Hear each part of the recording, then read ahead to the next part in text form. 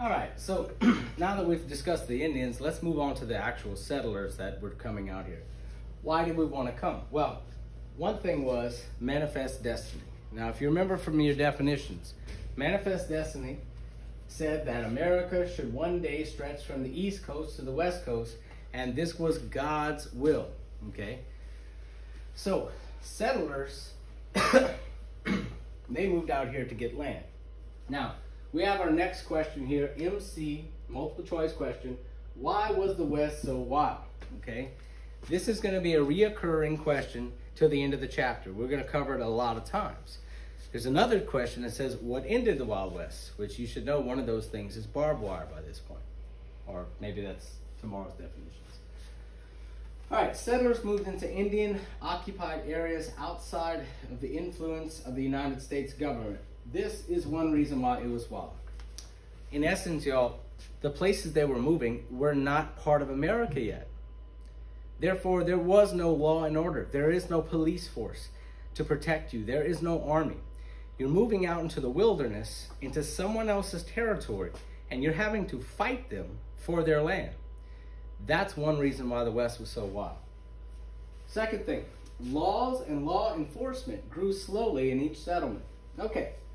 So let's say there's 10 guys and they're striking out west to go find some gold, okay? And they find a pretty good deposit in a river in South Dakota, okay? Well, with 10 people there, with only 10 people there, do you need a police department? Probably not, right? Basically, they governed themselves. If one miner shot another, then his buddy would go and shoot the guy who shot him. This is why it was so wild, okay? So, what about when you have 50? If you got 50 miners, do you need a police force? How about 100? Maybe so by now, right? What about 5,000? When you got 5,000 people all living together, don't you need a police force? See, law enforcement and laws grew slowly in each settlement as needed. That is one other reason why the West is so wild. All right, primary conflict with settlers is our next multiple choice question. In other words, what's the main thing that Indians and settlers argued about? Here it is, y'all. Settlers disagreed most with Indians over land use. The land for Indians was there to be protected for the gods, to be used only for a living. Whereas white settlers, okay, they believed that the land was to be exploited and to be made better, to be changed for civilized life. So the white men came in and cut down great trees like this. This is from California, I think, if I'm not mistaken. These are the giant sequoia trees out there in California. They used to cut down and they would mill them and make houses out of this stuff. But like I said before, the Indians, they viewed this as you disrespecting their land and killing their gods. An Indian might think that a mountain is a god. But when the white man comes in and rips apart the mountain in order to get the gold and silver out of it, it's as if the white man is destroying their god. So there was much conflict about that. Now, the last thing I'm going to say about this question is land ownership. We've already kind of discussed this, okay? Indians did not believe they personally owned the land, while a white man, whenever he comes in and clears the land off and builds his house with his Homestead Act, okay, and he claims the land for himself, not for the tribe. And it's a totally different way of thinking about land ownership, okay? All right. Miners took from the land, okay? So in 1849, we have something called the California Gold Rush. So there's this guy, he's walking around near San Francisco, which, by the way, didn't exist back then. But he's walking around a river around San Francisco, and he kicks over this rock, and there's this massive golden nugget sticking out of the other side. And this thing was as big as your head, okay? So he figures he struck it rich. He wants to retire. He's an older gentleman. So he goes out back east to sell his gold nugget. And you know, whenever he was selling his gold nugget, you know the first question they asked him? hey man, where'd you get that gold? Okay.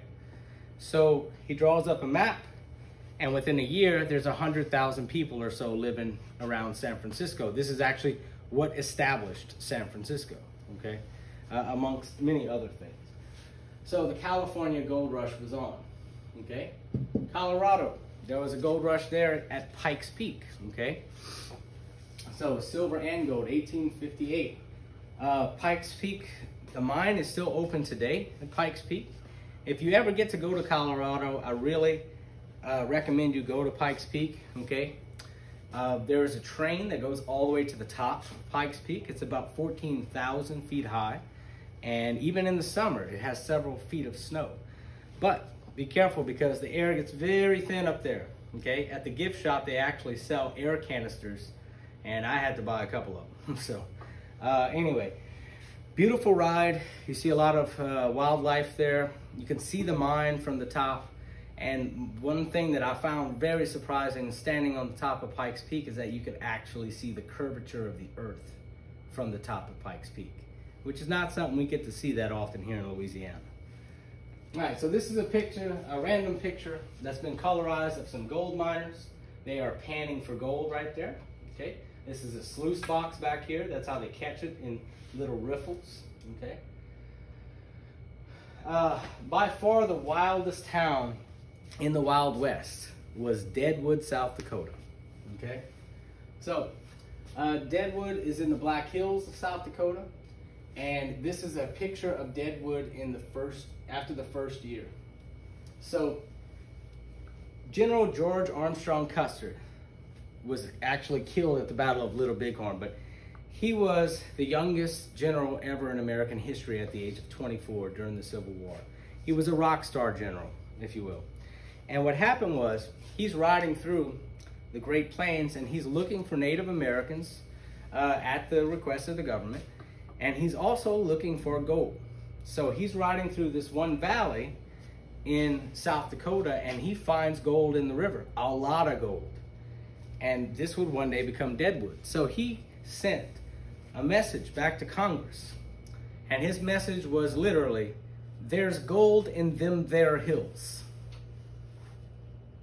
I'll say that again. There's gold in them there hills, okay?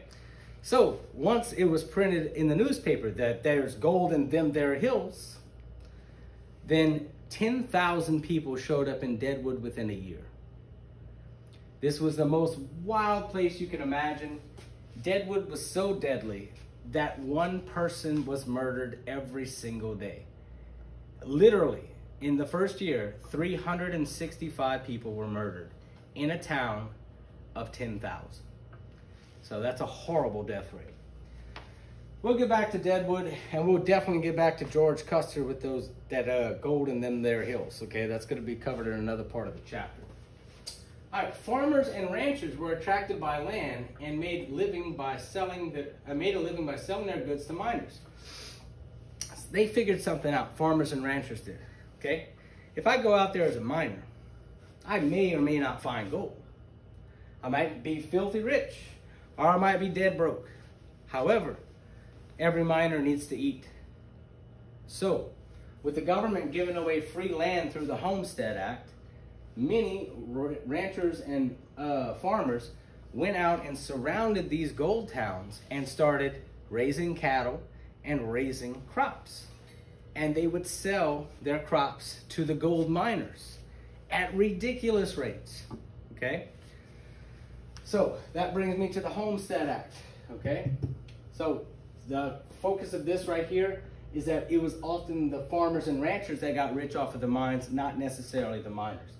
The Homestead Act of 1862 says that you get 160 free acres of land if a settler lived on the land for 5 years and built a house there, okay? So you can imagine, y'all, that's a lot of land, okay? Just for comparison, I think Churchbourne High's land right here is about 10 acres. So we're talking about 16 times the amount of land of Churchbourne High plus the elementary put together. And all you have to do is build a house and live there for 5 years.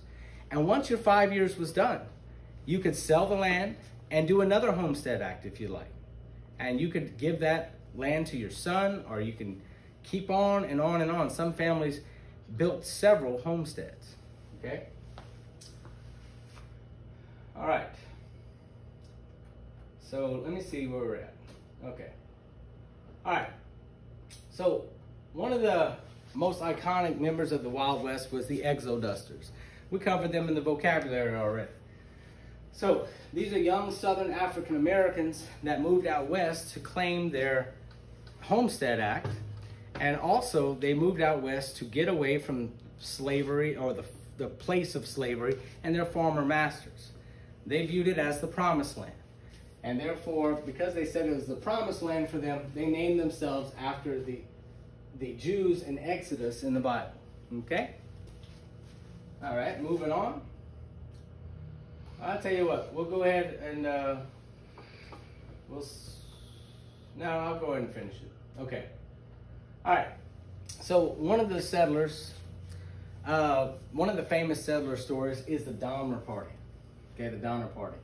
So 87 settlers were stranded in California mountains, Sierra Nevadas, in 1846. Okay, so what happened was this group of families, there was a bunch of families. The most prominent family was the Donners. They decided to all get together and move out to California for the gold rush. Okay, and they left a little bit too early, and they didn't gauge it right. Okay, they didn't bring enough supplies, and winter came a little bit early as well. So they left late, winter came early, okay? And they got stuck in these massive, beautiful mountains in California called the Sierra Nevadas. And they got snowed in, something like 20 feet of snow. And they're in wagons. So after they ran out of food, the only thing that they could do to survive is to eat each other. So the Donners actually resorted to cannibalism in order to stay alive.